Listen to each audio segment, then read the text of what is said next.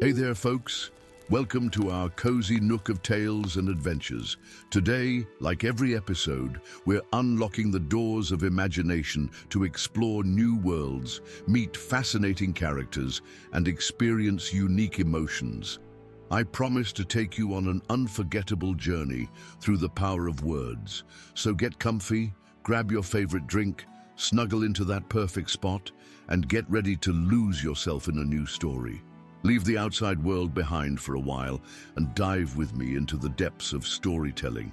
If you enjoy our content and want to support the channel, consider hitting the subscribe button and giving the video a thumbs up.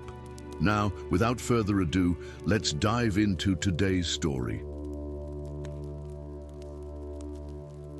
The city of Eldoria rose from the mists of the valley like a dream carved in stone, its alabaster towers spiraling toward the heavens, connected by gossamer bridges that seemed too delicate to support anything more substantial than moonlight. Yet it was not the architecture that made Eldoria legendary across the Seven Kingdoms. It was the masks. From the highest spire of the Mask Makers Guild, Gandalf observed the city preparing for the festival of the Triple Moon, his weathered hands carefully applying the final touches to a simple observer's mask, the 37th identity he had crafted during his decades studying the ancient art of mask magic. Unlike his true staff, hidden within the hollow wall of his modest quarters, this disguise required no enchantment. The people of Eldoria provided their own magic through their unwavering belief in the power of the masks. "Master Thorn," called a voice from below, "the procession begins soon. Will you not join us?" Gandalf, or Thorn, as he was known in Eldoria, smiled at his young apprentice, Patience Elian. A mask maker must observe from every angle before perfecting his craft. What he didn't say was that tonight would finally grant him access to the Chamber of Echoes, where the most powerful masks were stored when not adorning the faces of the 7 masked lords who ruled Eldoria. After 20 years of careful maneuvering, gaining trust and quiet study, he would at last glimpse the source of the city's mysterious power. The festival of the Triple Moon occurred once every 70 years, when 3 moons, silver, amber, and crimson, aligned in perfect harmony. On this night, according to tradition, the barriers between worlds grew thin and mask magic reached its zenith.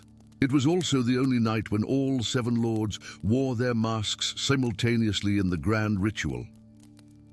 As twilight descended, Gandalf donned his observer's mask, a simple design of silver and blue that marked him as a guild artisan, and made his way through streets thronged with revelers wearing masks of fantastical design.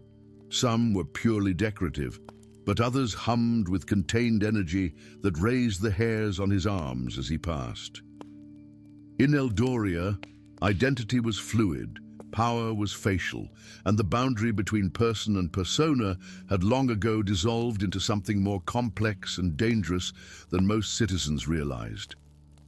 The central plaza sparkled with floating lanterns in the colors of the 3 moons.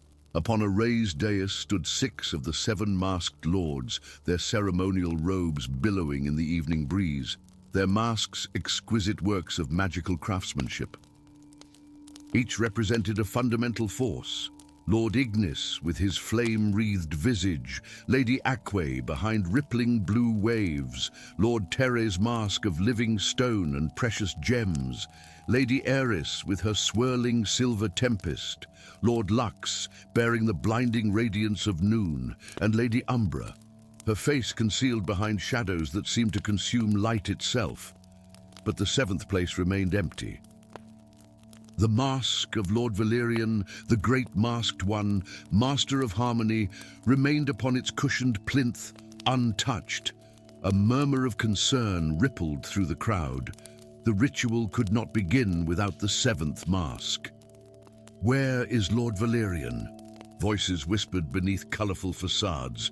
Gandalf felt a sense of foreboding.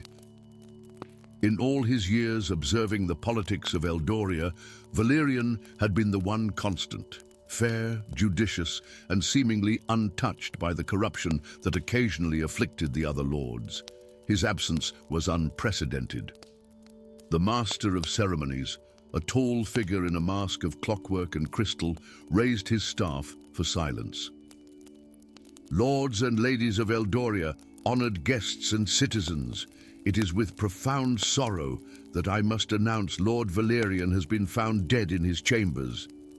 Gasps and cries of dismay erupted from the crowd. The ritual must proceed, the master continued. The alignment waits for no mortal tragedy.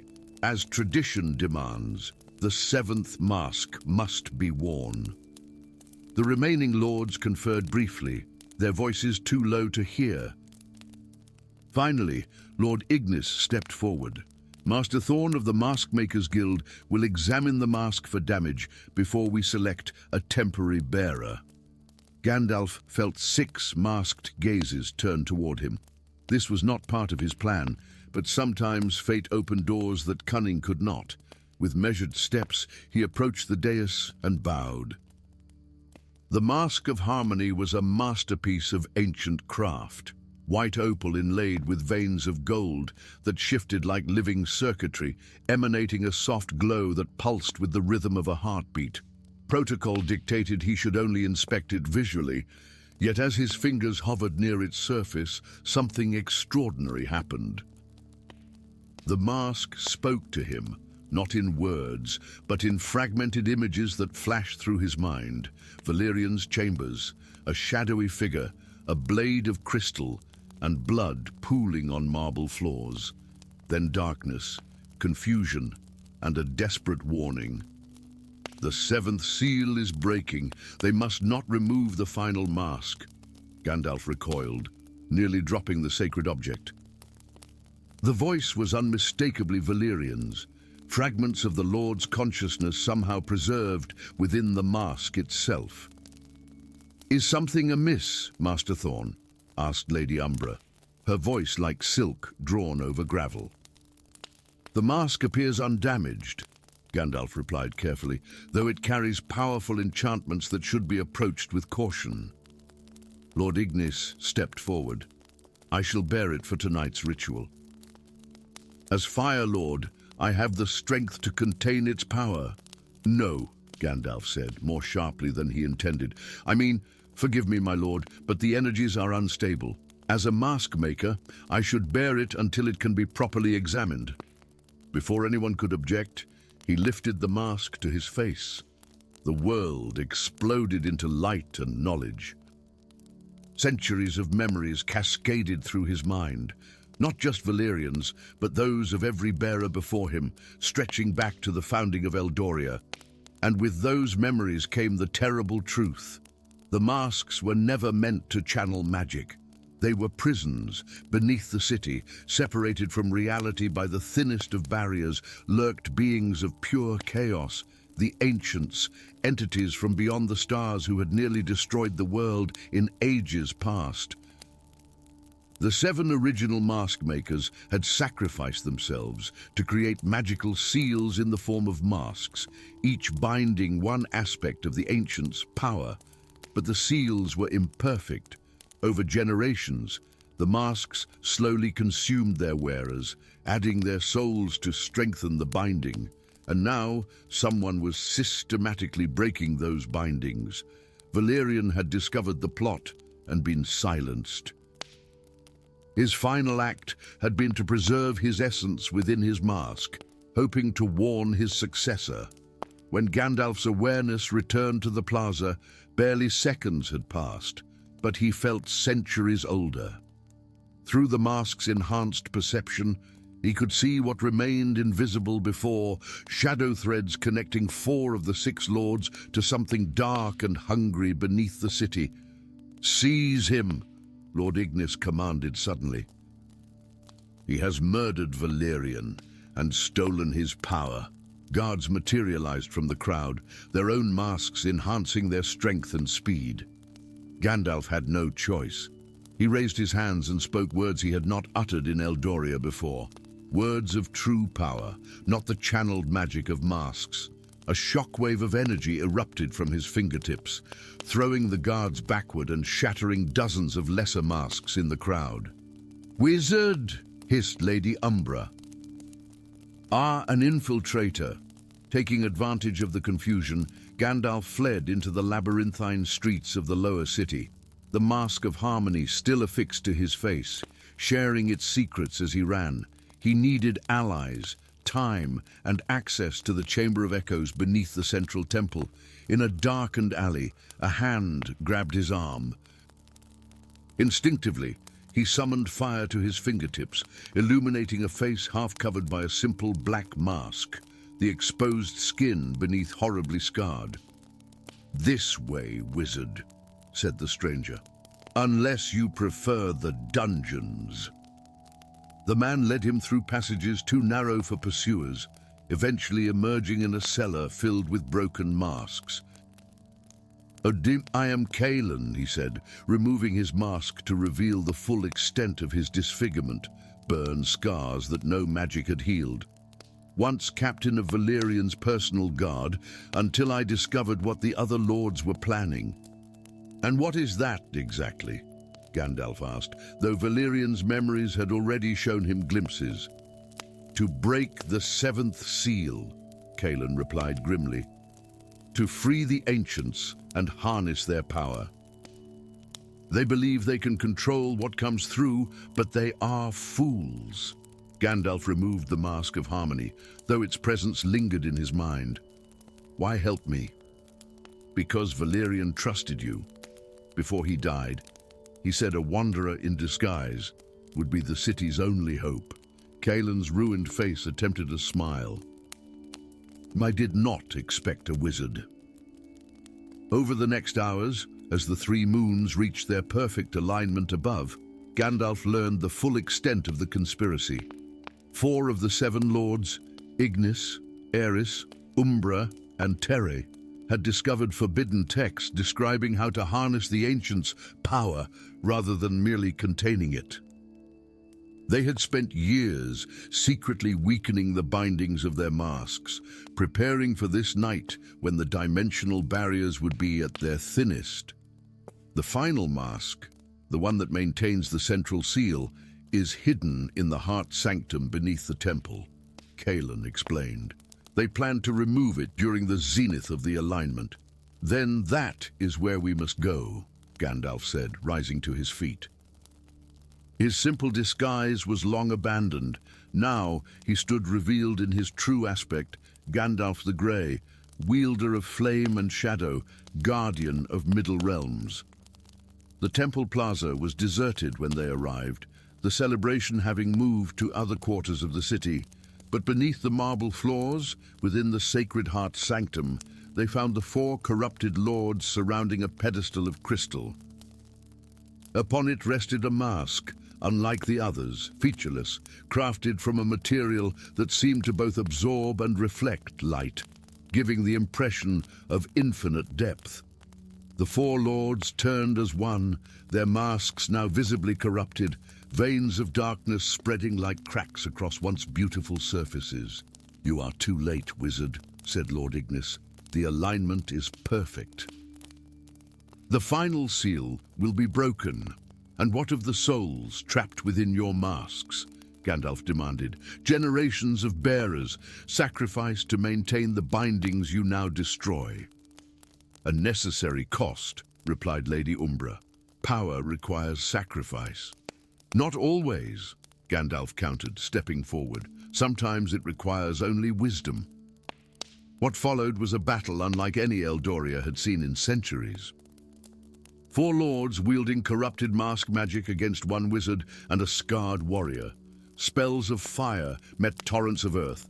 Shadow blades clashed against Kalin's desperate swordplay. But with each exchange, the lords grew stronger, drawing power from the weakening dimensional barriers. Gandalf realized they could not win through force alone. The mask of harmony still hung at his belt, Valyrian's consciousness offering one final, desperate solution. As Kalin provided a momentary distraction, Gandalf lunged for the pedestal, grasping the final seal mask. Instead of trying to prevent its removal, he placed it upon his own face. The world disappeared. He stood in a void between dimensions, facing the swirling, incomprehensible forms of the ancients pressing against the thinning barrier. Behind him stretched an infinite chain of souls, every mask-bearer throughout Eldoria's history, their combined power maintaining the seals. Gandalf understood at last. The masks were never meant to be separate. Their division had created the very weakness the corrupted lords exploited. Drawing upon millennia of magical knowledge, Gandalf began to reforge the seals, not 7 tools but one. Not masks that consumed their bearers, but a single vessel that would sustain itself. The souls trapped within the masks would be freed, their long vigil finally ended. In the physical world, the four lords watched in horror as their masks crumbled to dust, revealing their true faces for the first time in decades. The mask on Gandalf's face transformed, flowing like liquid light to cover not just his features, but his entire form, encasing him in a shell of pure magical energy. When the light faded, Gandalf stood changed. His robe shimmered with embedded sigils of containment, his staff now crowned with a crystalline orb containing swirling galaxies of color, the essence of all 7 masks, unified and transformed. "What have you done?" whispered the former Lord Ignis, now just a frail old man. "I have taken the burden you were never meant to bear," Gandalf replied, his voice resonating with newfound power. "The seals are remade, the ancients contained. Eldoria will need to find a new way forward, one without masks to hide behind." In the days that followed, the city underwent a transformation as profound as Gandalf's own. With the mask magic fading, citizens discovered talents and abilities long suppressed by their dependence on external power. New leaders emerged, councils formed, and slowly, Eldoria began to forge an identity beyond its masks. As for Gandalf, the power he now contained would not allow him to remain. The boundaries between worlds called to him, other realms in need of a guardian who understood the delicate balance between order and chaos, between identity and disguise, between the mask and the face beneath. On the 30th day after the triple moon, he departed Eldoria, leaving behind a single artifact in the reformed temple, a simple wooden mask, unremarkable save for the wisdom evident in its carved features, a reminder that sometimes the greatest magic comes not from hiding one's true face, but from having the courage to reveal it. Story 2. The third dawn that never came transformed the kingdom of Aurelian into a realm of perpetual night. Stars hung frozen in the black velvet sky, unmoving constellations trapped in celestial amber. In the ancient observatory atop the Isle of Mist Vale, Gandalf the Grey stood motionless before the great astrolabe, its golden mechanisms silent for the first time in 1,000 years. 3 days, he whispered, his breath condensing in the unnatural chill that had settled over the land. 3 days without sun. The wizard's weathered fingers traced the intricate celestial map etched into the stone floor. 8 centuries he had walked these lands, studying the heavens, guarding secrets written in starlight. Now, the patterns he had dedicated his life to understanding had been broken. The cosmic dance had faltered. Gandalf's tower of white stone rose from the mists of Mist Vale, like a pale finger pointing accusingly at the starlit sky. From its windows, he could see the distant lights of fishing boats, multiplied tenfold as panicked villagers sought refuge on the water, believing the endless night to be a sign of impending doom. Perhaps they were not wrong. The wizard descended the spiraling staircase, his staff's crystal illuminating ancient murals depicting the creation of Aurelian. how the first light had been divided into 7 celestial guardians who maintained balance between day and night, summer and winter, life and death. Prophecies he had once dismissed as allegorical now echoed in his mind with terrible clarity. When day fails thrice to break the night, the fallen stars shall herald light. The hidden guardian must arise to mend the torn and sundered skies. As Gandalf reached the base of his tower, a thunderous crash shook the foundation stones. He rushed outside to find a crater in his garden, smoldering with strange blue flames that gave off no heat. In its center lay a woman, unlike any mortal being.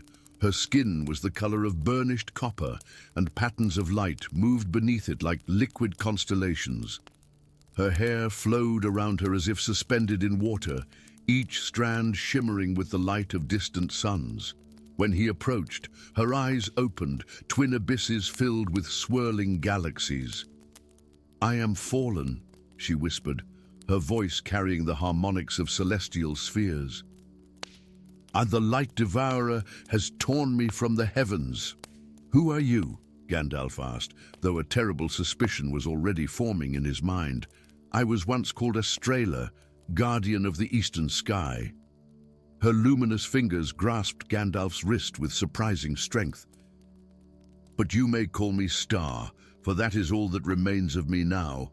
The wizard helped her to her feet, noticing how the patterns beneath her skin flickered weakly, like candles guttering in the wind. "The others," she said urgently. 6 more have fallen. We must find them before the Devourer consumes their light." "The Devourer?" Gandalf's brow furrowed. Ancient texts stored in the deepest vaults of his library mentioned such an entity, a being that existed before light itself, banished to the void between worlds when the first stars were kindled. "It has servants in your world already," Star said, her gaze traveling to the mainland where torches moved in organized patterns along the coastline. "The Knights of Dawn have been corrupted. They believe they serve the light, but they deliver souls to darkness." Gandalf's heart sank. The Knights of Dawn were Aurelian's most revered order, sworn to protect the kingdom from magical threats. If they had been turned, nowhere would be safe. "We must leave Miss Vale," he decided, gathering his most essential scrolls and artifacts. "The knights will come here first. They have never trusted my presence near the king." As if summoned by his words, a horn sounded across the water. Boats bearing the golden sun, emblem of the knights, had already launched from the mainland. They fled under cover of the endless night, taking a small skiff through the hidden channels of the misty isles. Star's weakened light was both a beacon to guide them and a danger that might reveal their position to pursuers. As they navigated the treacherous waters, Gandalf found himself studying the celestial woman. There was something familiar about her, as if he had known her in some forgotten lifetime. "The prophecy speaks of a hidden guardian," he said at last. "Who is this figure meant to be?" Star turned her galaxy-filled eyes to him. "And now you have not guessed. The hidden guardian has walked among mortals for 8 centuries, watching, waiting, forgetting his true purpose until the moment of greatest need." A chill that had nothing to do with the night air ran through Gandalf's veins. "That cannot be. I am a wizard, yes, but I am of this world." "Are you?" Star asked softly. "Have you never wondered why the stars speak to you? Why time touches you so lightly? Why you feel drawn to heights and open skies?" Before Gandalf could respond, their boat scraped against a rocky shore. They had reached the mainland, but not the populated eastern coast. Star had guided them to the wild western shores, where the ancient thornwood forest sprawled like a sleeping beast across the landscape. "One of my sisters fell here," Star said, her feet leaving faint luminous prints on the damp stones as she stepped onto the shore. "I can feel her light, though it flickers weakly." The forest loomed before them, its massive trees twisted into unnatural shapes, their bark black as obsidian.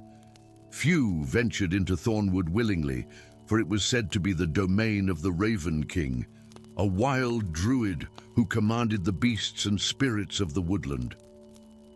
They had scarcely passed the first line of trees when shadows moved around them, not the natural darkness of the forest, but living shapes that flowed like liquid night. From their midst stepped a woman with skin like green marble, her hair a tangle of vines and flowers, her eyes reflecting the imprisoned stars above. "Viridia," Gandalf greeted her, recognizing the druid despite her fearsome aspect. "And we thought you served the Raven King." A smile curved her lips.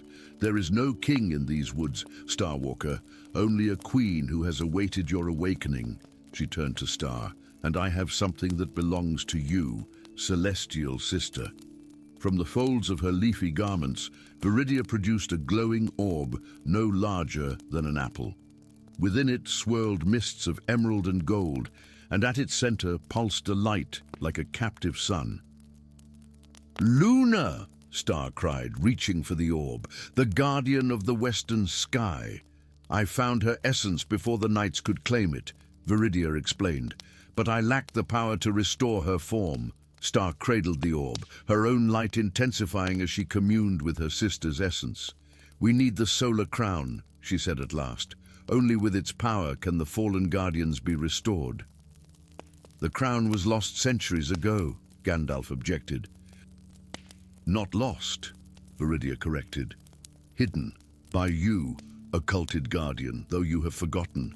The memories were sealed within you until the time of awakening." Deep within Thornwood stood a circle of standing stones, ancient monoliths covered in spiraling runes that glowed faintly blue in the endless night. At the circle's center, Viridia prepared a ritual space, arranging crystals and herbs in intricate patterns while chanting in a language older than human tongues. "This will be painful," she warned Gandalf. "The memories were bound with powerful magic, magic of your own making." The wizard knelt in the center of the circle, doubt warring with a strange sense of inevitability. "If what you say is true, if I am this occulted guardian, why would I hide such knowledge from myself?" "To protect the world," Star said gently, "and to live among those you were meant to guard, to know them as more than distant charges." Viridia placed her hands on Gandalf's temples. "Are you ready, Starwalker?" He closed his eyes. "Do what must be done." Pain exploded behind his eyes, white-hot and all-consuming. Memories cascaded through his mind like meteorites breaking atmosphere.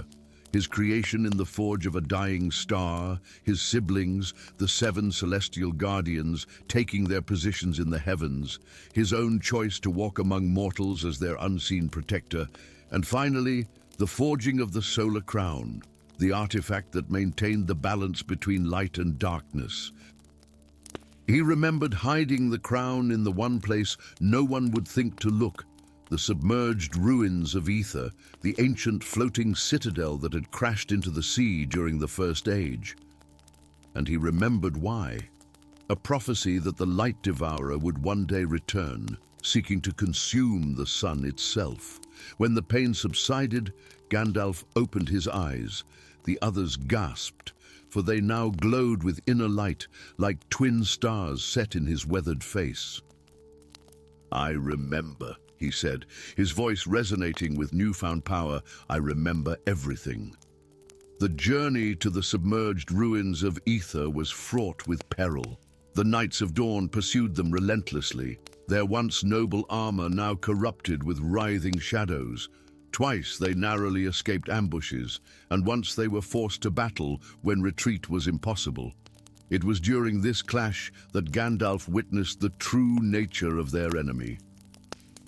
When his staff struck a knight's breastplate, the metal cracked to reveal not flesh, but a swirling void that hungrily consumed nearby light. These were no longer men, but vessels for fragments of the Light Devourer itself. They reached the coastal cliffs, where Ether had fallen on the 6th day of darkness. Far below, Black waves crashed against the remnants of what had once been a magnificent floating city.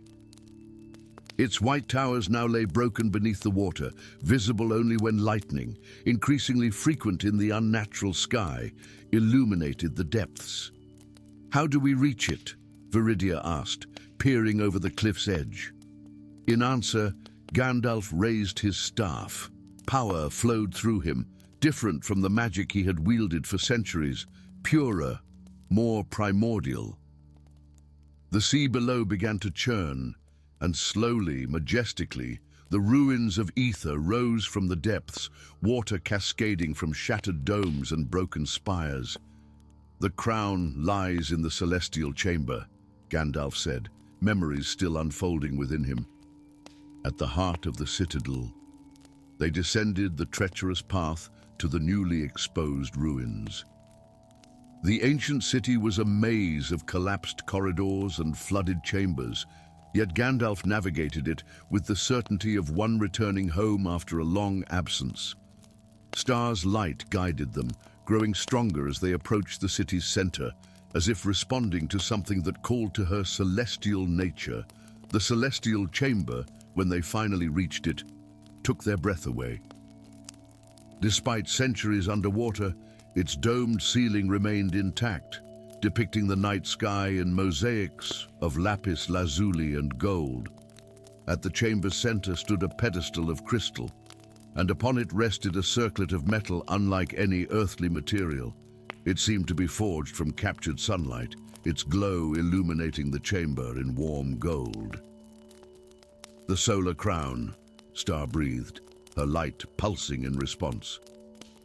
As Gandalf reached for the crown, a slow handclap echoed through the chamber. From the shadows stepped a figure in the ornate armor of the Grand Knight of Dawn, his helmet crowned with stylized sun rays.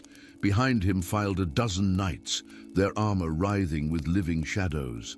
"I must thank you, wizard," the Grand Knight said, his voice distorted as if multiple beings spoke through one throat.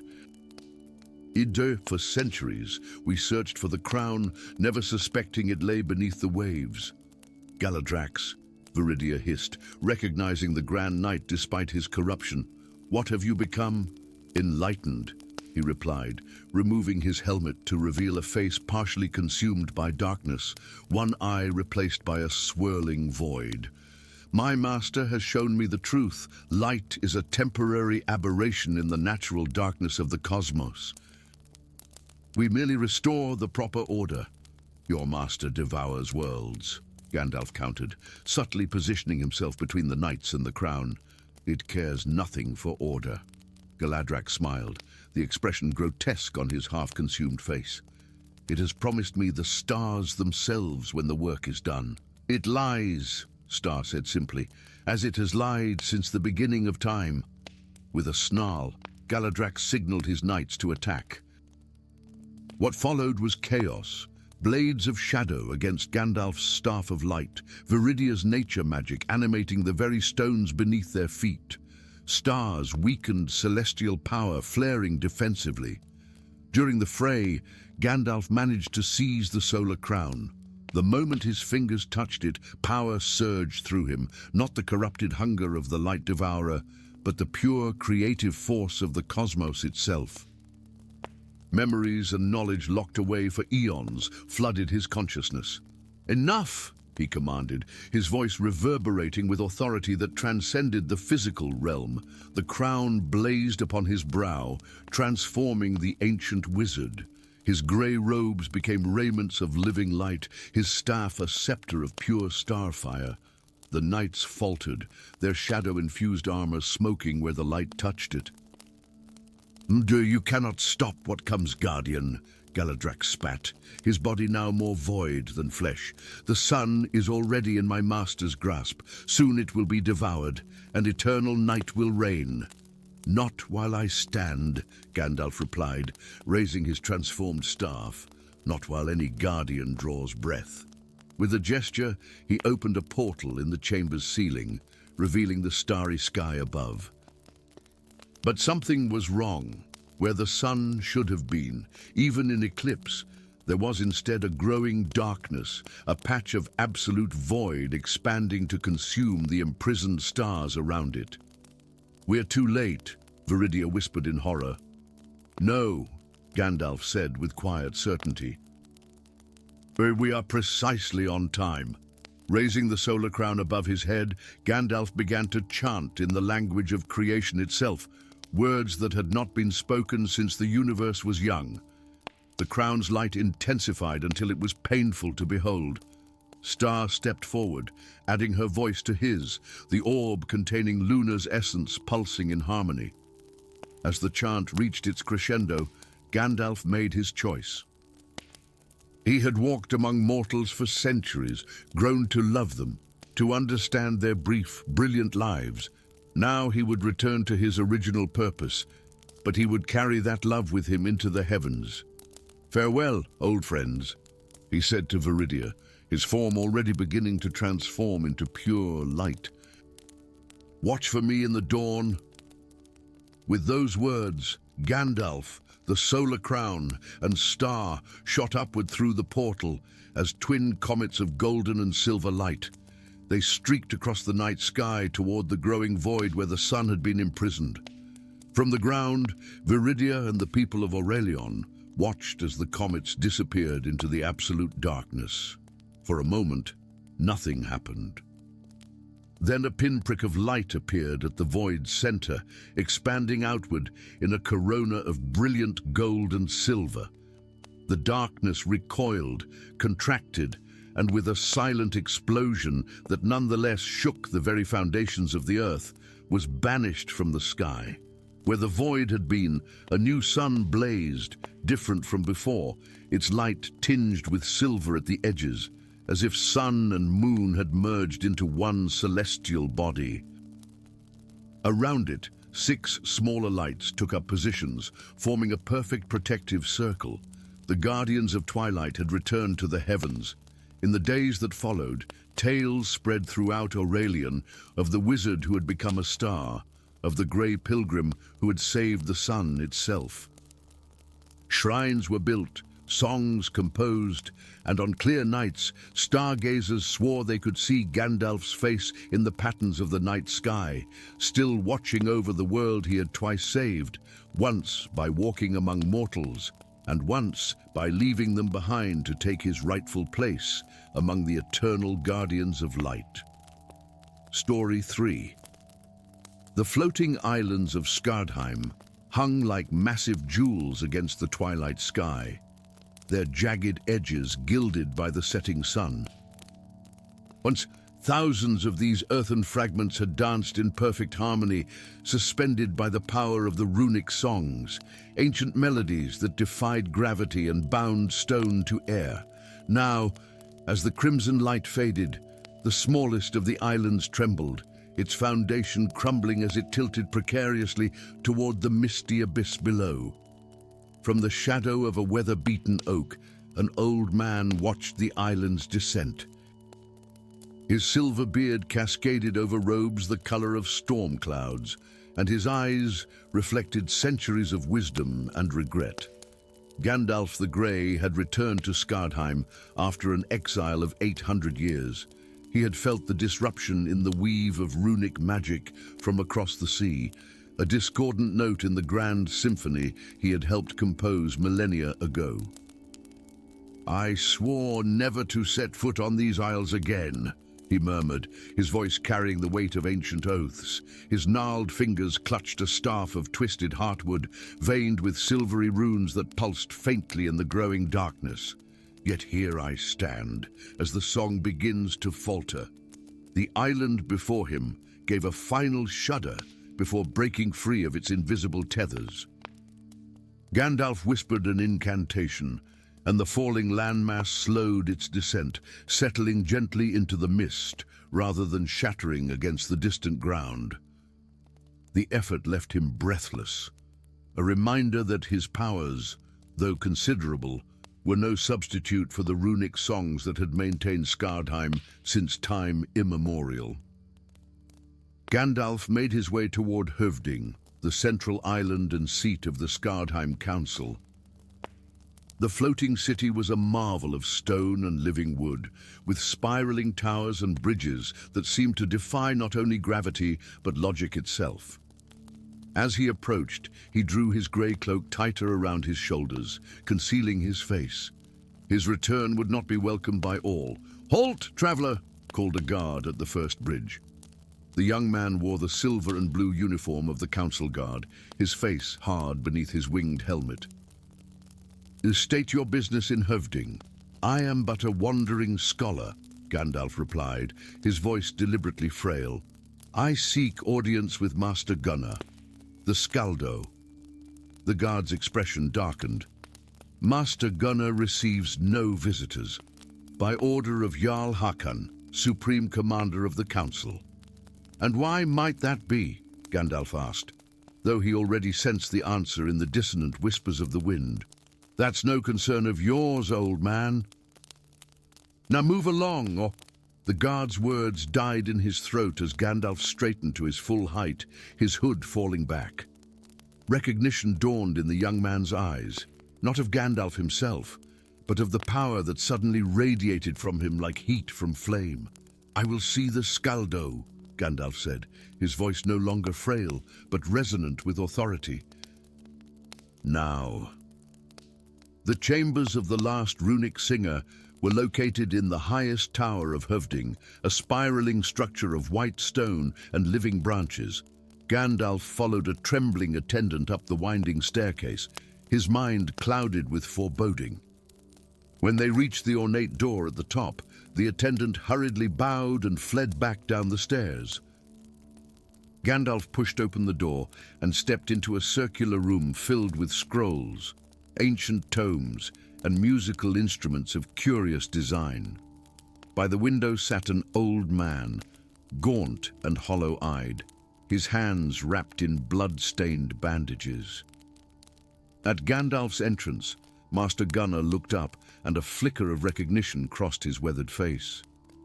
"So, the Wanderer returns," Gunnar mouthed silently, his lips forming words his voice could no longer deliver.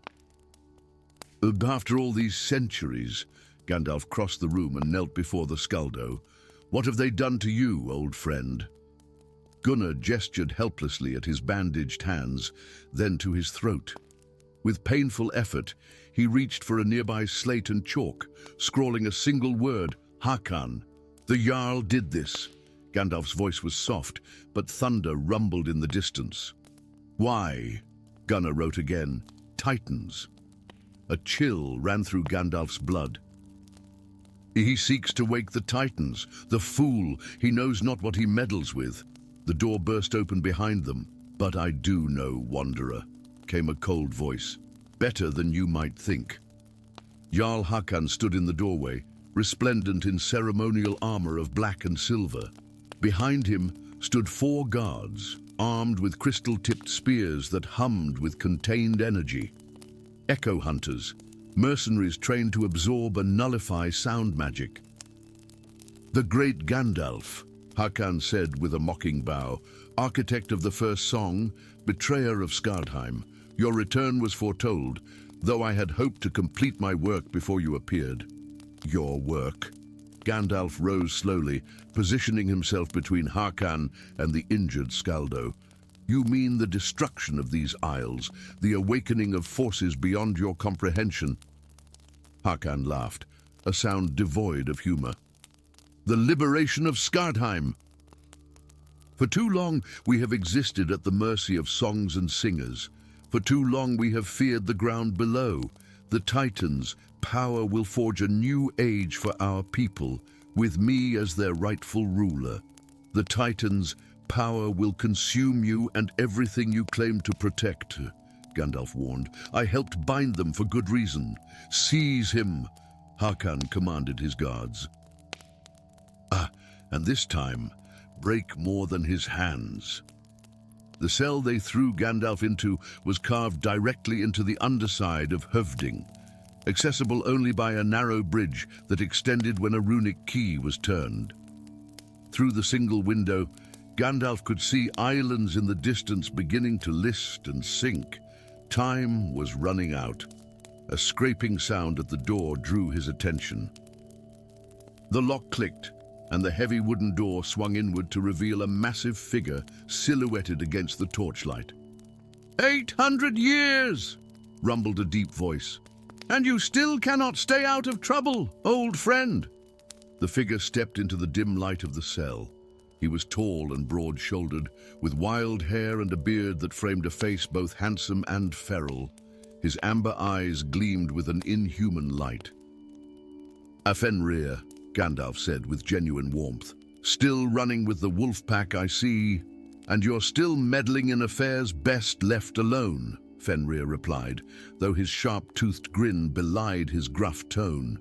Come, the guards will not remain unconscious for long. As they hurried across the narrow bridge, Gandalf asked, How did you know I was here? The winds carry whispers, and I have keen ears, Fenrir replied. Besides, the islands are falling. That could only mean two things. Either the last singer had fallen, or you had returned. It seems both are true. Once safely concealed in the dense forest of a neighboring island, Fenrir revealed what he knew. Jarl Hakon had been obsessed with the legend of the Titans for years, collecting ancient artifacts and texts that spoke of their power. 6 months ago, he discovered references to the Codex Primordial, the original book of runic songs that Gandalf and the first singers had created. He believes the Codex contains the counter-song, Fenrir explained, the melody that will undo your binding and awaken the Titans. And he's right, Gandalf said grimly. But the Codex also contains warnings of what would follow. The Titans' awakening would destroy not just Skardheim, but all lands within 1,000 leagues. Then we must find the Codex before Hakon does. Not find, Gandalf corrected. Return. I hid it myself, centuries ago, in the one place no Skardheim dweller would dare look, the nebulous depths, where the roots of the islands still touch the ancient earth. Their descent into the nebulous depths was perilous. They climbed down through cracks in the floating islands, using Gandalf's magic to sustain their breath in the thin air. The mist grew thicker as they descended, until they emerged beneath the cloud layer into a strange twilight realm. Here, massive stone pillars, the roots of the islands above, plunged into primeval forest. The trees were ancient and enormous, their bark gleaming with faint runic symbols that pulsed like heartbeats. And between their twisted roots lay the sleeping forms of the Titans, colossal beings of stone and earth, their features weathered by millennia of slumber. They look so peaceful, Fenrir whispered, his voice uncharacteristically awed. Do not be deceived, Gandalf cautioned. Their dreams shape the land above. Their nightmares birth monsters. Their anger causes earthquakes. In the First Age, their wars nearly destroyed all of creation. They made their way to the center of the depths, where the largest root descended from Høvding itself. At its base stood an altar of uncut stone, and upon it lay a book bound in what appeared to be solidified light. The Codex, Gandalf breathed, reaching for it with reverent hands. A crystal spear embedded itself in the altar, inches from his fingers. Step away from the book, wanderer, came Jarl Hakon's voice. He emerged from the mist, followed by a dozen echo hunters. Your interference ends now. How did you find this place? Gandalf demanded. Hakon smiled coldly. I followed the wolf's tracks. Did you think I wouldn't recognize the beast man who has opposed me at every turn? He gestured to his men. Kill the wolf. Bring me the wizard and the book. What followed was chaos. Fenrir transformed into his wolf form, a massive beast with silver-tipped fur, and tore into the ranks of the hunters. Gandalf seized the Codex and summoned winds that scattered the crystalline weapons. But one hunter managed to strike Fenrir with a spear, and the wolf's howl of pain distracted Gandalf long enough for Hakon to reach him. The Jarl drove a crystal dagger into Gandalf's shoulder. The wizard fell to his knees as the crystal began to absorb his magic, weakening him by the second. "Now," Hakon said, reaching for the codex, "I will remake Skardheim in my image." With his remaining strength, Gandalf clutched the book to his chest and began to sing. It was not the counter-song that Hakon sought, but something older and more terrible, the Twilight Song, a melody forbidden since the dawn of time. The notes rose from Gandalf's throat, pure and devastating. The crystal in his shoulder shattered. The echo hunters fell to their knees, covering their ears as blood trickled from them. Hakon screamed in rage and lunged for Gandalf, but Fenrir, though wounded, intercepted him with a savage growl. As Gandalf sang, the sleeping titans stirred. Their stone eyes opened, ancient, knowing, and filled with the light of creation. But instead of rising in destruction as Hakon had planned, they listened. The Twilight Song spoke to them of sleep, of peace, of the beauty of dreams. One by one, their eyes closed again. With each note, Gandalf's voice grew fainter, the price of the forbidden song extracting its toll. His silver beard began to whiten, his skin to wrinkle further, his eyes to dim. He was aging centuries in minutes, sacrificing his vitality to maintain the spell that kept the world whole. As the final note faded, a profound silence fell over the nebulous depths. Hakon lay unconscious, the echo hunters scattered. Fenrir, back in human form, knelt beside Gandalf. "Old friend," the wolfman said softly, "what have you done?" Gandalf tried to speak, but no sound emerged. The Twilight Song had taken his voice, perhaps forever. But he managed a small smile and pointed upward. Above them, through the mist, they could see the floating islands of Skardheim, stable once more, their runic tethers renewed and strengthened. In the days that followed, Gandalf established a new order of runic singers, teaching them through written word and gesture rather than voice.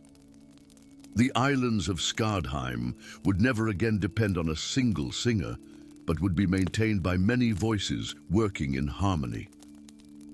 And though Gandalf never spoke again, it was said that on quiet nights, when the moons were full and the stars bright, one could hear a whisper on the wind, the echo of an ancient voice, still singing the song that bound earth to sky, still keeping watch over the sleeping titans, still protecting the realm he had once abandoned but had returned to save.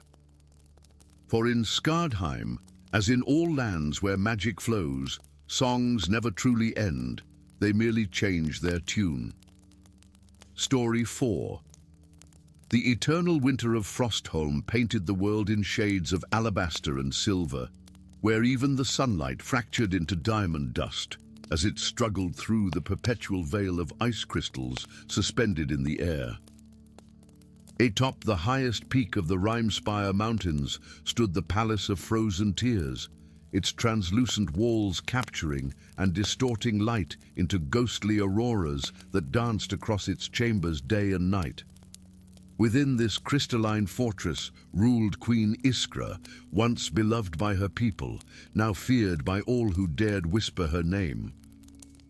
From the edge of the Whispering Pines, an ancient forest that marked the southernmost boundary of Frostholm, a solitary figure observed the distant palace. Snow clung to his grey robes and wide-brimmed hat, while his breath formed delicate ice crystals in his silver beard. Gandalf the Grey had not set foot in these frozen lands for over 3 centuries, not since he had studied the celestial alignments with his old friend, Olorin the Stargazer. Now, Olorin's desperate visions had summoned him back to a kingdom he barely recognized. The Frost Queen turns flesh to crystal, tears to ice, and mercy to cruelty, Gandalf murmured, recalling the frantic message carried by a raven with eyes like dying stars. As and behind her frozen gaze lurks something ancient and hungry. The wizard adjusted his staff and began the arduous trek toward the nearest settlement, a village called Winterhearth that had once been known for its hospitality and healing hot springs. As he approached, the silence struck him first. No children laughing, no merchants calling their wares, no sound but the hollow whistle of wind through empty doorways. The springs that had once steamed invitingly now stood frozen in grotesque sculptures, as if the water had been arrested in mid-splash. And there, in the village square, stood the grim evidence of the Queen's madness. 12 villagers transformed into perfect ice statues, their expressions caught between surprise and terror. "She took my daughter yesterday," came a broken whisper. Gandalf turned to find an old woman watching him from the shadows of a doorway, her eyes sunken with grief. The Queen's collectors came at dawn. They said Freya's voice would please the court. "My girl has the sweetest singing voice in Winterhearth." The woman's weathered hand clutched a carved wooden amulet. "But those who are taken to sing for the Queen never return. They say she freezes their final note in their throats. How long has the Queen been collecting singers?" Gandalf asked gently. "Since the Blue Moon Festival, 3 months past. She went into the sacred ice caves alone, as tradition demands. When she emerged..." The old woman shuddered. Her eyes were different. She was different. Some say she found something in those caves, something old and wicked that stole her soul. Gandalf nodded grimly. "What is your name, good woman?" "Helva. I was the healer here before the springs froze." "Then, Helva, you might recognize this." From his robes, Gandalf produced a small crystal vial containing what appeared to be liquid starlight. An elixir of truth-sight from the gardens of LOTR. It allows one to see things as they truly are, not as they appear. Helva's eyes widened. "The sacred drops of Varda. My grandmother spoke of them. But what good is seeing the truth when we cannot change it?" "Because," Gandalf said, his eyes twinkling with a dangerous light, "sometimes knowing the true nature of your enemy is the first step toward defeating it." That night, disguised as a wandering bard seeking employment at court, Gandalf approached the palace. The massive gates of ice shifted and groaned, opening to admit him to a courtyard where fountains stood frozen in mid-spray and ice-sculptured dragons coiled around crystalline pillars. Palace guards in armor of silver scale and blue steel escorted him to the throne room, a cathedral of ice with a ceiling that seemed to capture the night sky in its faceted surface. Upon a throne carved from a single massive glacier sat Queen Iskra, her beauty as terrible as a killing frost. Her skin held the pale blue translucence of the purest ice, her white hair adorned with diamond crystals that refracted light in hypnotic patterns, and her crown resembled frozen flames captured in mid-flicker. But it was her eyes that confirmed Gandalf's suspicions. Black as the void between stars, with no whites, no irises, only endless, hungry darkness. "Another bard seeks to entertain us," the Queen's voice chimed like icicles in a winter breeze. "Let us hope you prove more enduring than the last." In the corners of the vast chamber, Gandalf noticed dozens of ice statues, musicians frozen in the act of playing, singers with mouths opened in eternal song, dancers caught mid-pirouette. And there, near the Queen's right hand, stood a fresh statue, a young girl whose features matched Helva's weathered face. Freya, caught in her final performance. "I bring tales and songs from lands far beyond the rime spires, your majesty." Gandalf bowed deeply, keeping his gaze lowered in feigned subservience. "But first, might an old traveler warm his hands? The journey was most bitter." A cruel smile played across the Queen's frost-blue lips. There is no warmth in my court, Bard. The cold preserves beauty, you see. It preserves everything. As the queen spoke, Gandalf's keen eyes noticed something peculiar, a fleeting reflection in the ice wall behind the throne. For just a moment, it showed not the queen's face, but another's. A woman with desperate eyes and mouth open in a silent scream. Then perhaps your majesty would accept a humble gift instead. Gandalf produced an ancient dagger from within his robes, its blade forged from a strange, star-silver metal that seemed to capture and hold light. A ceremonial blade from the forges of Moria, said to be unaffected by even the coldest magic. The queen's void-black eyes narrowed with sudden interest. Approach, then. Let us examine this curiosity. As Gandalf stepped closer to the throne, he discreetly uncorked the crystal vial hidden in his palm. When he knelt to present the dagger, he let a single drop of the elixir fall upon the blade. The liquid starlight spread instantly across the metal, making it glow with an inner fire. The queen reached for the dagger, her fingers hovering just above its illuminated surface. In that moment, Gandalf looked not at her, but at her reflection in the blade, and saw the truth. Two entities occupied the same space. Queen Iskra, her true form diminished and translucent, and overlaying her like a second skin, a being of ancient malevolence, a spirit with the upper body of a beautiful woman and the lower half of a crystalline serpent. The Lament, one of the Forgotten Ones, spirits of elemental chaos that had been banished at the dawn of time. The queen's hand jerked back as if burned. "What trickery is this?" she hissed, her voice now a dissonant chord of two voices speaking as one. "No trickery, but truth," Gandalf replied, rising to his full height, his disguise falling away like shed skin. "I see you, lament of the endless winter. And I have come to end your possession of Queen Iskra." The throne room erupted into chaos. Guards rushed forward only to be repelled by a shock wave of energy as Gandalf struck his staff against the floor. The ice beneath the queen's throne cracked with a sound like thunder, and the temperature in the room plummeted further, frost forming instantly on every surface. "Fool!" the possessed queen shrieked. "This vessel is mine. When the winter solstice comes in 3 days, time, our binding will be complete, and I shall extend eternal winter across all lands." With a gesture from her hand, the ice statues throughout the room shuddered to life. Former musicians and performers, now animated as crystalline warriors, Gandalf spun his staff in a wide arc, creating a barrier of light that the ice constructs could not penetrate. "Your Majesty," he called, addressing not the Lament but Iskra herself, "you must fight this possession. Show me a sign that you still exist within." For a fleeting moment, the queen's black eyes flickered, showing glimpses of human blue beneath.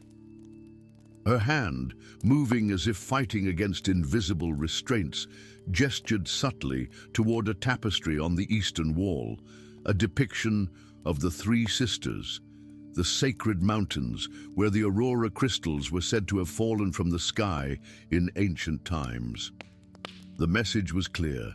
The key to breaking the possession lay with the aurora crystals, 3 legendary gems said to contain the essence of the celestial lights.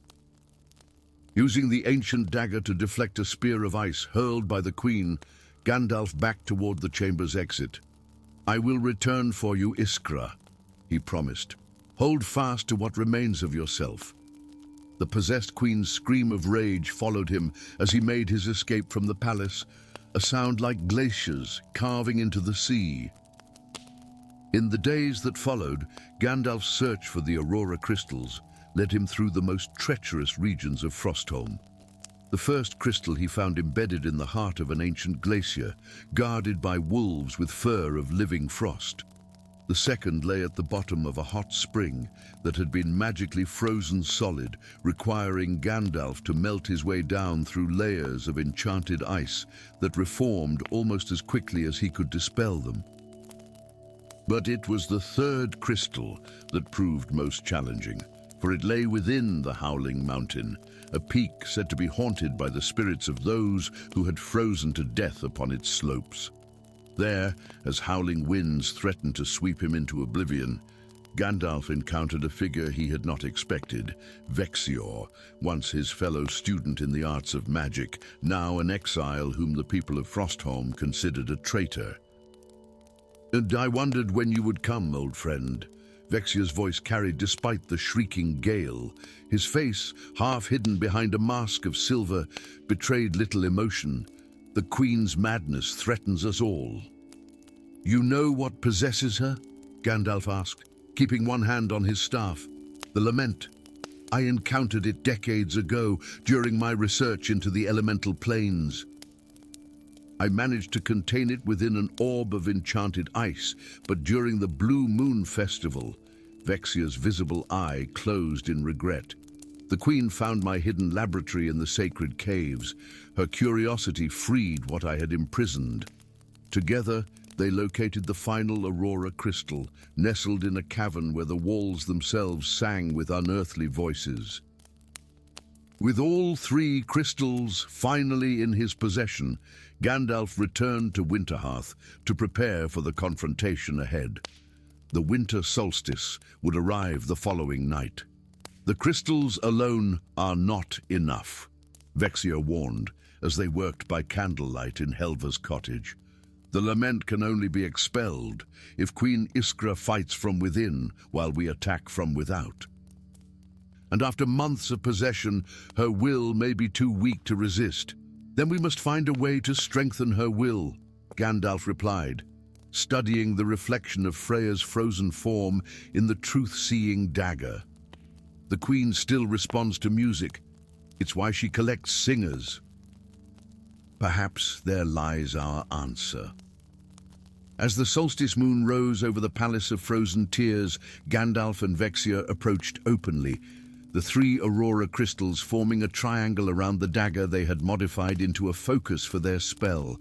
Palace guards moved to intercept them, only to fall back in confusion when Helva stepped forward, carrying a small harp crafted from the wood of the Whispering Pines. "I bring a mother's lament for her child," Helva announced, her aged voice carrying surprising strength. "Does the Queen not wish to hear it?" Within the throne room, they found the possessed Iskra engaged in a ritual of her own. A circle of blue fire surrounding the throne as she chanted in a language that made the air itself shudder with each syllable.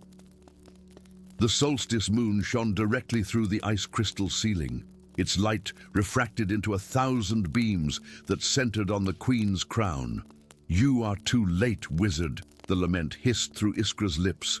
"The binding culminates, and this vessel becomes mine forever." "Now, Helva," Gandalf commanded. The old healer's fingers moved across the harp strings, playing not a lament as promised, but Freya's childhood lullaby, the song Queen Iskra herself had sung throughout the kingdom before her possession, when she had visited villages to bless newborn children. The Queen's body convulsed, her black eyes flickering rapidly between void darkness and human blue. "Stop!" the lament shrieked. But Iskra's own voice broke through, singing a single pure note in harmony with Helva's harp. It was the opening Gandalf needed. He thrust the dagger into the center of the triangle formed by the Aurora crystals. Light exploded outward, 3 beams of celestial color, emerald, sapphire, and amethyst, striking the Queen simultaneously. The lament's scream tore through the chamber like a physical force, shattering ice sculptures and cracking the crystal walls. A serpentine form of blue-white energy ripped free from Iskra's body, writhing in the grip of the Aurora lights. "Vexior, now!" Gandalf shouted. The exiled mage stepped forward, producing a crystal orb etched with complex runes. "Back to your prison, Ancient One," he intoned, activating the containment spell he had perfected during his years of exile. The lament fought viciously, sending spears of ice hurtling toward them from all directions.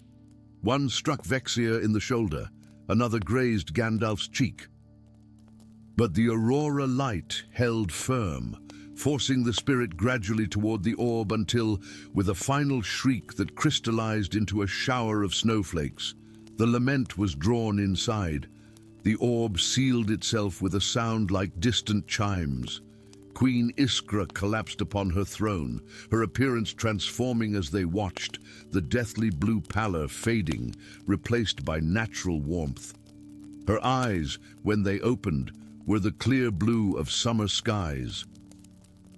"The court musicians," she whispered, her first concern not for herself. "My people." Gandalf moved to the nearest ice statue, Freya, and placed the dagger against its frozen surface. The blade glowed once more with liquid starlight, and cracks appeared across the ice. A moment later, the young woman gasped her first breath as the enchantment shattered, releasing her. Throughout the chamber, ice statues began to thaw, revealing living people within, dazed, cold, but alive. "The winter will recede now," Gandalf assured the queen, helping her to stand on unsteady legs. Though perhaps not entirely, the lament's presence has changed Frostholm forever, leaving its essence woven into the land itself. "And the spirit?" Iskra asked, eyeing the orb in Vexia's hands with justified fear. "And I will take it far from here," Vexia promised, "beyond the outer seas, to a place where no curious hand will ever find it again." As dawn broke over Frostholm, the first true thaw in months began. Icicles dripping, snow softening, the perpetual ice fog thinning to reveal glimpses of blue sky. Queen Iskra stood upon her balcony, watching as Gandalf and Vexia prepared to depart. "You knew," she said to Gandalf. "You knew the lament was part of your own past. That's why Olorin summoned you specifically." The wizard nodded gravely. "Long ago in my youth, I sought to understand powers beyond my knowledge. The lament was one of 5 elemental spirits I encountered, a mistake that has taken centuries to fully correct." He looked toward the distant mountains where the other 4 vessels lay hidden. "Some errors echo through time, Your Majesty. All we can do is listen to their warnings and ensure they are not repeated." As Gandalf descended from the palace, the mountains seemed to whisper with voices only he could hear, reminders of ancient follies and promises yet to be fulfilled. The lament had been contained, but its siblings still waited in their prisons of stone, sea, flame, and wind. One day, they too might find vessels unwitting enough to grant them freedom. But that was a tale for another time. Story 5. The ancient kingdom of Lumeria glowed like a jewel in the fading light, its alabaster towers and golden domes catching the last crimson rays of sunset. Beyond the gleaming capital, the sacred forest of Elderleaf stretched toward the horizon, its trees older than memory, their silver-veined leaves whispering secrets of ages past. But tonight, those whispers carried warnings. At the northern border, where the Shadowfell Mountains pierced the sky like obsidian teeth, darkness gathered unnaturally, coalescing into shapes that moved with terrible purpose. From the crest of Pilgrim's Hill, a solitary figure observed both the splendor of the kingdom and the encroaching shadow. Wind tugged at his grey robes and long beard as he leaned upon a gnarled staff of ancient wood. His eyes, deep as wells of time, reflected both the fading light and the growing darkness. 8 centuries, Gandalf murmured to himself. 8 centuries since I swore never to set foot in Lumeria again. Yet here he stood, drawn back by dreams of fracturing metal and dying stars, by visions of a weapon he had forged in another age. A sword meant to protect, now somehow twisted toward destruction. The sword of 1,000 destinies, They had named it, for it was said to change the fate of all who wielded it and of the realm itself. The sun slipped below the horizon, and as if that was the signal they awaited, the shadow forms at the northern border surged forward, flowing like ink across a parchment. The first wave of the invasion had begun. Gandalf's grip tightened on his staff. He had arrived too late to prevent the initial assault, but perhaps not too late to stop what was to come. With determined strides, he descended toward the royal city of Oralion. The city was in chaos. Rumors of shadow creatures attacking border villages had sparked panic, and the streets teemed with people gathering supplies or fleeing southward. Guards in the silver and blue livery of King Thalon struggled to maintain order, their faces tight with fear they dared not show. Gandalf made his way toward the central citadel, its crystal spires reaching skyward like frozen prayers. He had taken only a few steps across the Grand Plaza when a squadron of royal guards surrounded him, spears leveled at his chest. "Untold, stranger," commanded their captain, a woman with keen eyes and a scar bisecting her left cheek. "State your business in Oralion." "I am here to see King Thalon regarding the matter of a sword," Gandalf replied calmly. "A sword, I believe, has gone missing from the royal treasury." The captain's eyes narrowed. "The king sees no one." "And how would a wanderer know of matters within the royal vault?" "Because," Gandalf said, drawing himself up to his full height, "I forged that sword in the fires of Mount Solaris when your grandfather's grandfather was not yet born. I am Gandalf, and I have returned to Lumeria in its hour of need." A murmur ran through the guards. Even in Lumeria, where magic saturated the very air they breathed, the name Gandalf was spoken with reverence and not a little fear. "The wizard Gandalf is forbidden by ancient decree from entering the royal citadel," the captain said, though uncertainty now tinged her voice. "A decree I myself agreed to long ago," Gandalf acknowledged. "But that agreement was predicated on the safety of the realm. Tell your king that shadow wraiths cross your northern border, that villages burn, and that the sword of 1,000 destinies has been shattered. Tell him Gandalf has returned to make amends for past errors." Before the captain could respond, a bone-chilling screech split the air. From the sky descended creatures of nightmare, winged shadows with eyes like dying stars, their forms rippling as if blown by some infernal wind. "Ah, Mistwalkers!" a guard cried in terror. The shadow creatures attacked with terrible swiftness. Where they touched, flesh withered and armor corroded as if exposed to centuries of decay in mere moments. 3 guards fell before the rest could even raise their weapons.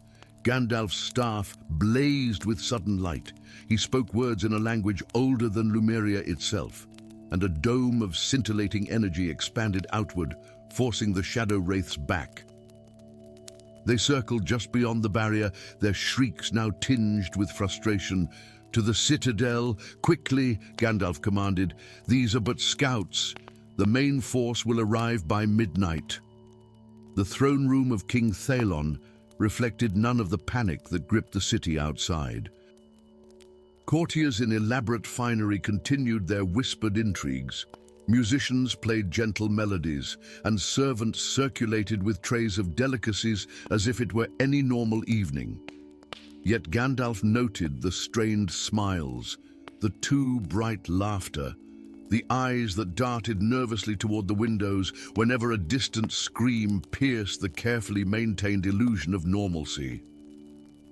Upon the crystal throne sat King Thalon himself, once renowned for his wisdom and compassion.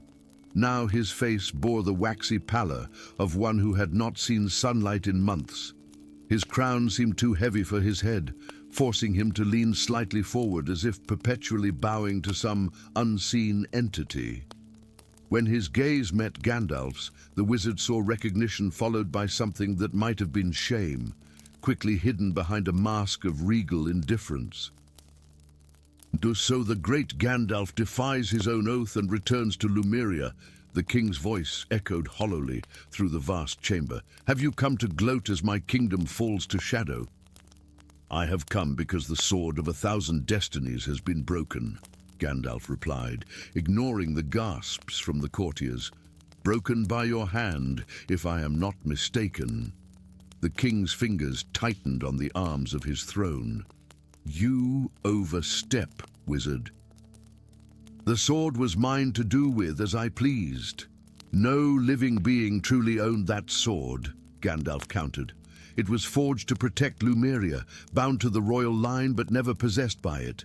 And now shadow wraiths pour across your borders, creatures that the sword was specifically created to repel.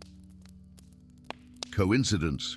The king waved a dismissive hand, though his eyes darted nervously to a shadowed corner of the throne room.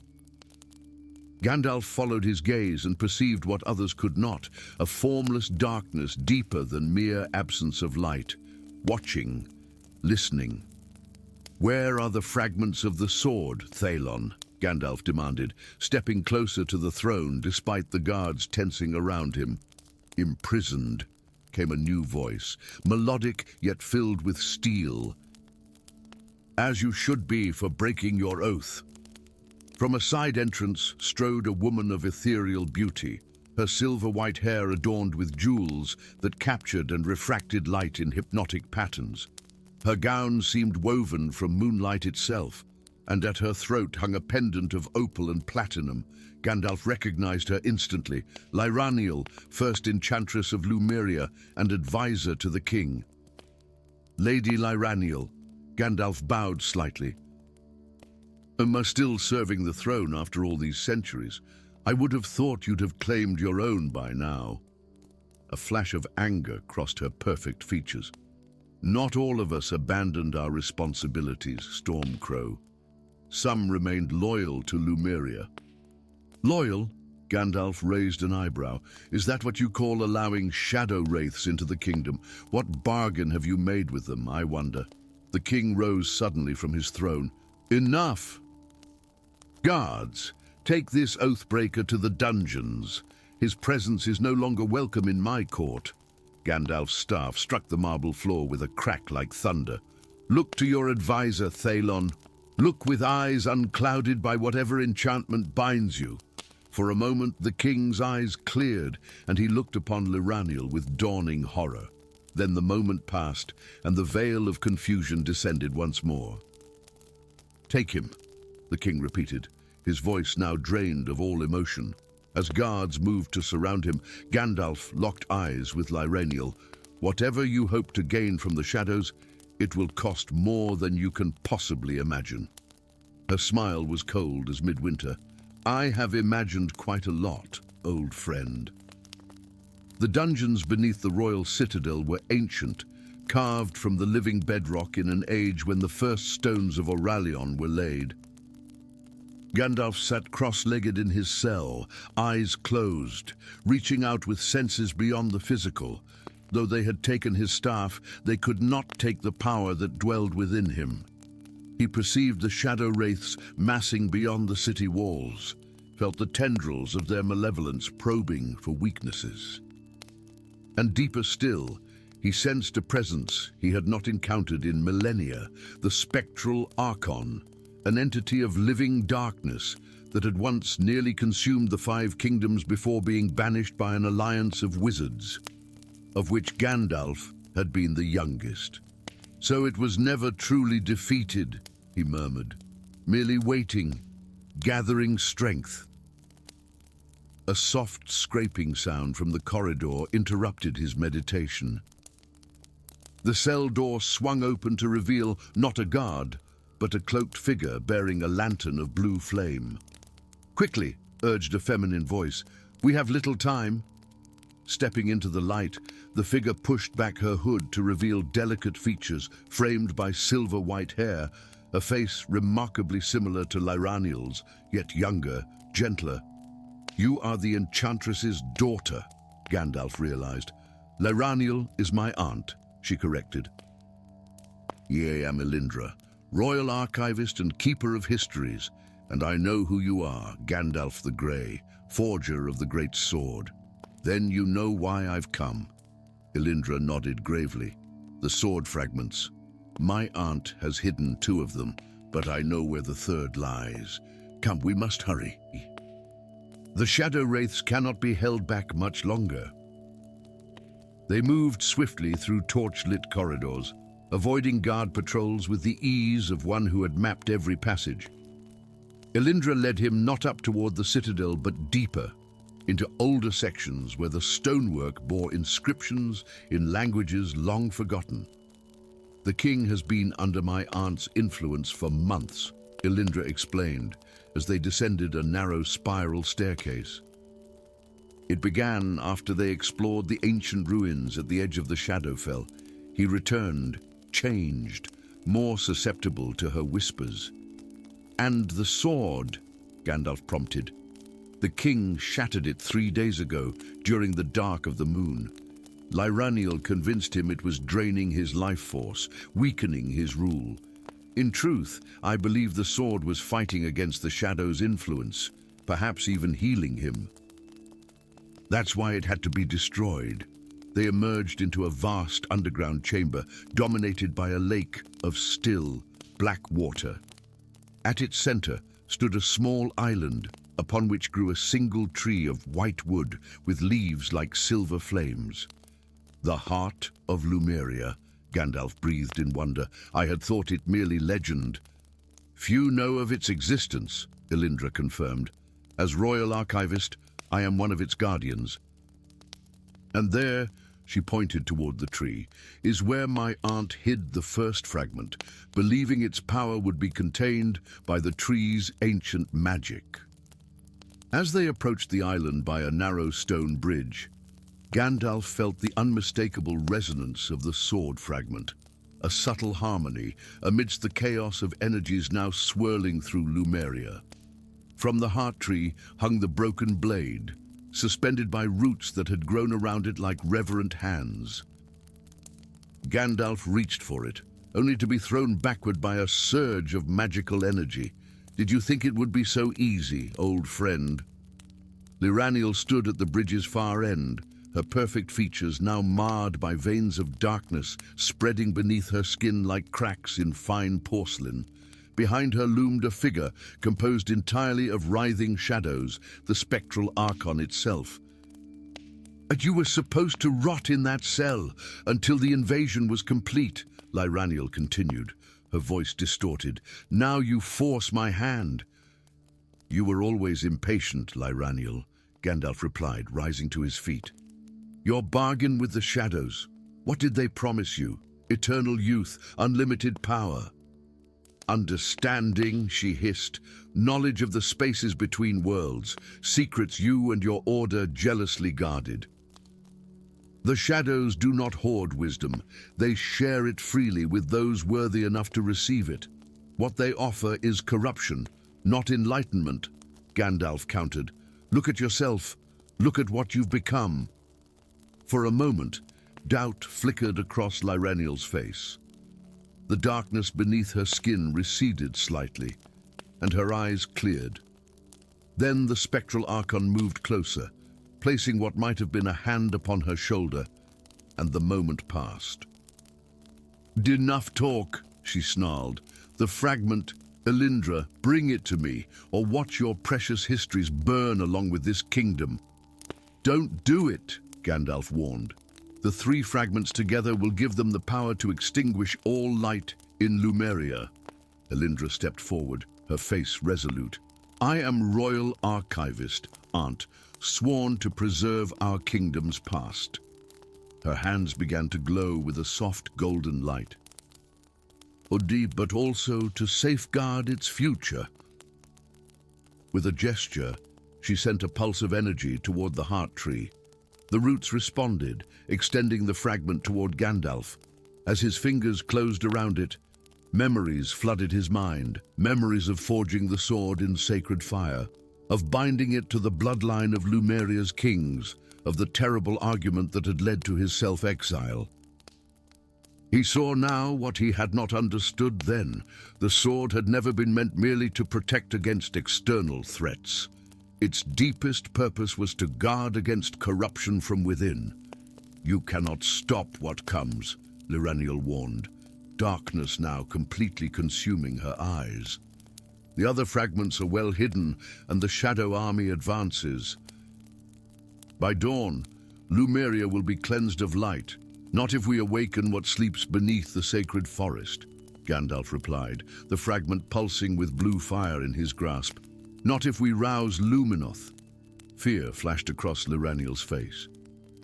"The dragon is a myth, a children's tale." "Is it?" Gandalf smiled grimly. "Then you have nothing to fear." With a cry of rage, Lyraniel unleashed a torrent of shadow magic. Gandalf raised the sword fragment, which absorbed the dark energy like water into sand. Behind Lyraniel, the spectral Archon wavered, suddenly uncertain. "Run," Gandalf commanded Elindra. "Take the eastern passage to the forest. Find the Guardian Druid. Tell him the Starfire returns. He will know what to do." As Elindra fled, Gandalf faced his former friend and the ancient evil that possessed her. The sword fragment blazed brighter in his hand, responding to his will, recognizing its maker after centuries apart. "You should have remained in exile, Gandalf," Lyraniel spat. "Now you will die in the kingdom you abandoned."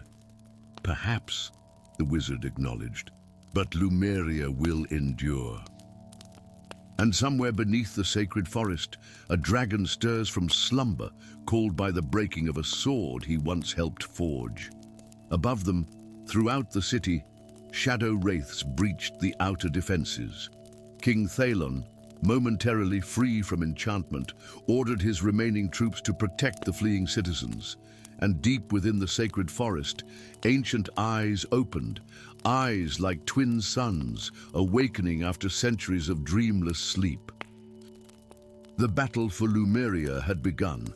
Story 6, the sky above Phoenix Fall never truly cleared. 17 years after the calamity, ash still danced on the winds, swirling between skeletal spires that once housed the greatest scholars of the Eternal Empire. Where magnificent crystal domes had captured starlight and transformed it into arcane power, now only jagged teeth of blackened stone reached toward the copper-hued heavens. In the shadow of these ruins knelt a girl with eyes like living embers. Ember Ashenborn pressed her palms into the soft grey powder that covered everything in this forgotten place.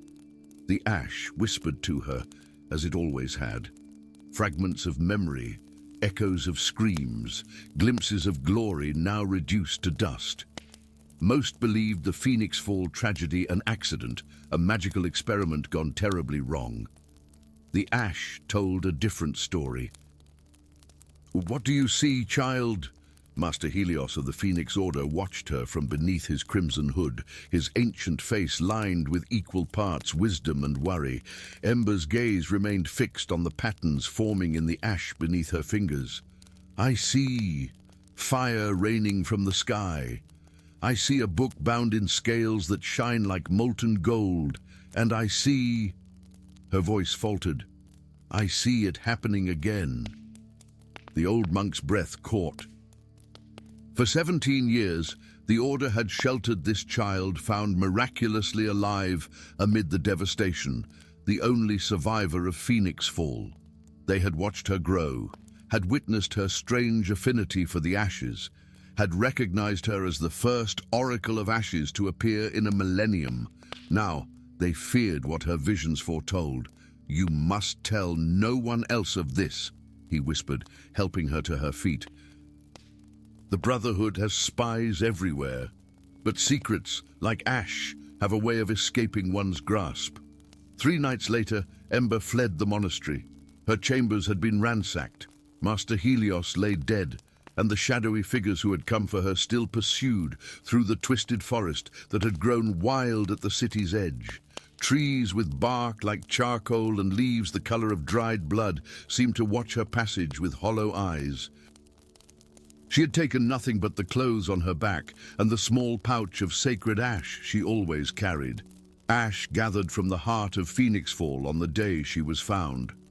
It was her talisman, her connection to visions that both blessed and cursed her. A branch snapped behind her, ember whirled, her copper hair catching the moonlight, her amber eyes glowing with unnatural brightness. A tall figure emerged from the shadows, blade drawn. "You're making enough noise to wake the dead," the stranger said, his voice low and gravelled. "And in these woods, that's not just a saying." Ember raised her hands defensively, ash spilling between her fingers. As it fell, images flashed across her mind. This man, bloodied and kneeling before hooded figures. This man, carrying her unconscious form through flames. This man, standing beside her as they faced something vast and terrible. "A caged shadow walker," she breathed. The mercenary's scarred face registered surprise. "How do you—" "I know many things," she replied. "I know you were hired to capture me, not kill me. I know the Brotherhood of Eternal Shadow pays you in information, not gold. And I know that 3 days from now, you will save my life."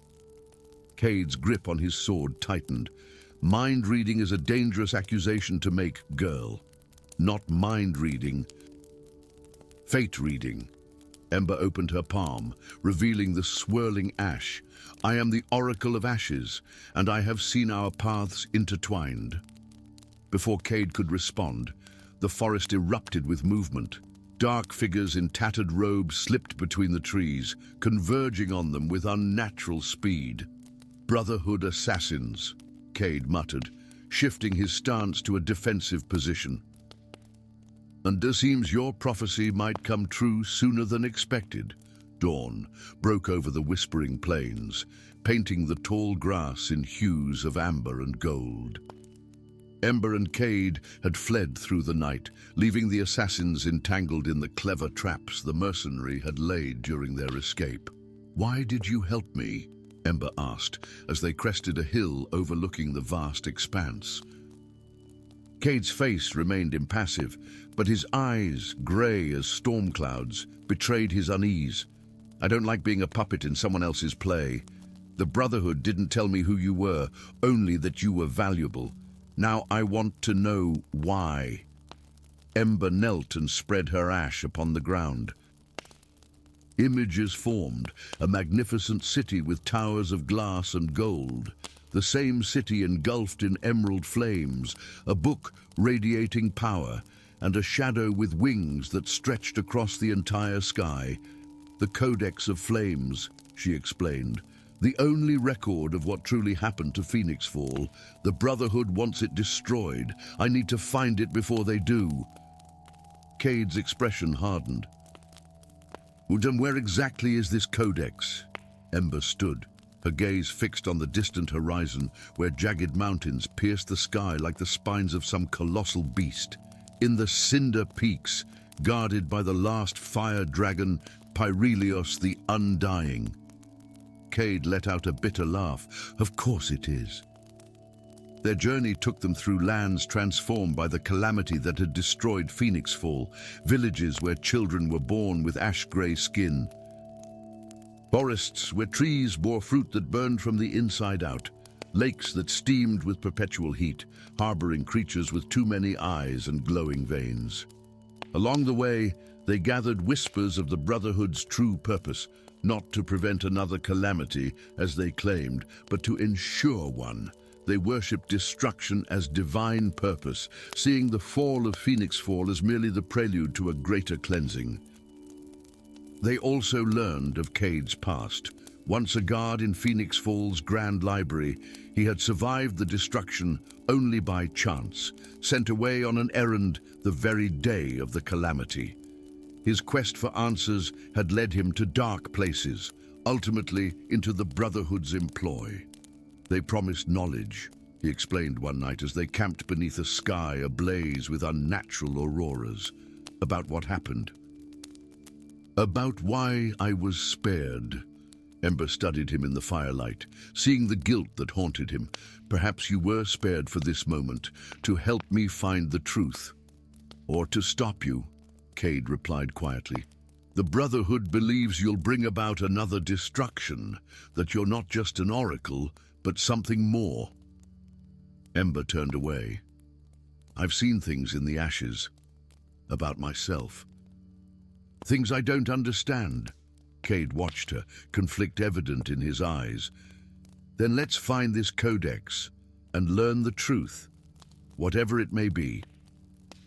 The cinder peaks loomed before them, mountains formed not by ancient geological forces, but by the magical backwash of the Phoenix Fall catastrophe.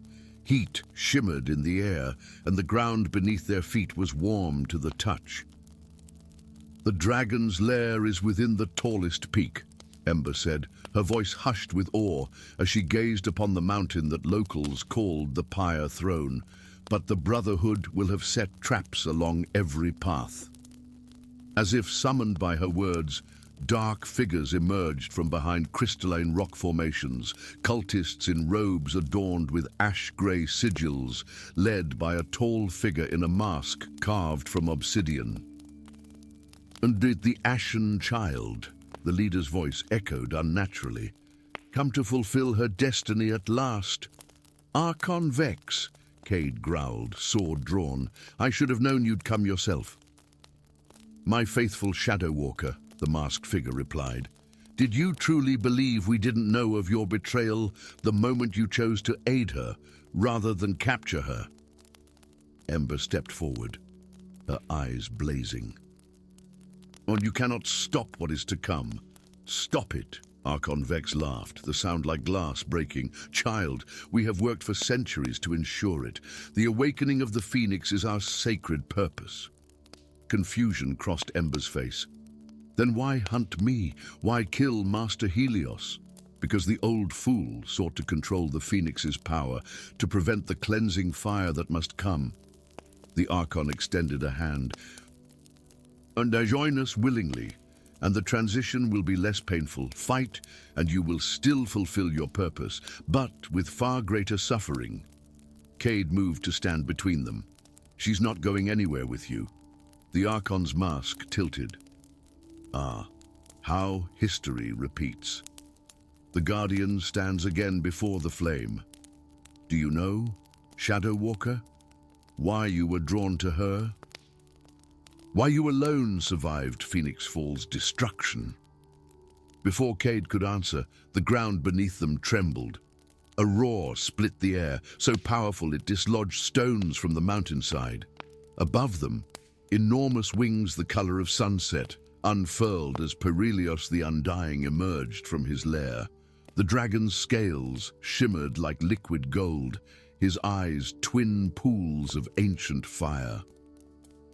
In one massive claw, he clutched a book bound in material that seemed to shift between scale and flame.